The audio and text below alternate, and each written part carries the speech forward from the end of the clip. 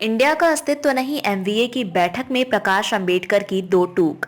शामिल थे कई बड़े नेता। उत्तर प्रदेश के बाद महाराष्ट्र लोकसभा में सबसे ज्यादा सांसदों को भेजता है।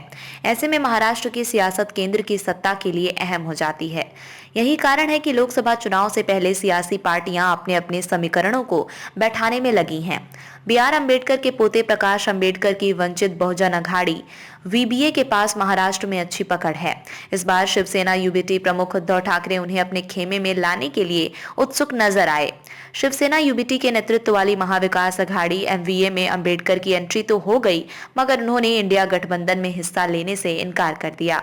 शुक्रवार को मुंबई में हुई एमवीए की बैठक में प्रकाश अंबेडकर शामिल हुए। इस दौरान लोकसभा चुनाव सीट शेयरिंग पर चर्चा की गई।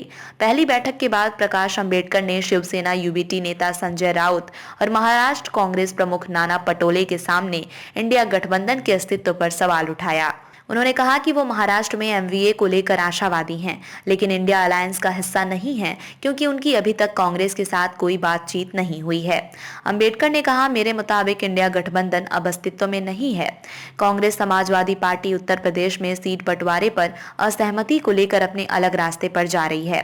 यहाँ एमवीए में ऐसा नहीं होना चाहिए। बिहार के मुख्यमंत्री नीतीश कुमार और पश्चिम बंगाल की मुख्यमंत्री ममता बनर्जी अलग अलग चले गए हैं। उन्होंने कहा कि सीट बंटवारे पर बाद में चर्चा की जाएगी और पहले न्यूनतम साझा कार्यक्रम सीएमपी पर सहमति का प्रस्ताव रखा जाएगा। संजय राउत ने कहा कि प्रकाश अंबेडकर द्वारा उठाई गई मांगों पर चर्चा की जाएगी और विचार किया जाएगा। नाना पटोले ने यह भी कहा कि एजेंडे का मसौदा तैयार करने के लिए एक समिति बनाई जाएगी, जिसमें एमवीए में अन्य छोटे दलों के इनपुट भी शामिल होंगे। अंतिम मसौदा 8 दिन बाद अगली बैठक में प्रस्तुत किया जाएगा।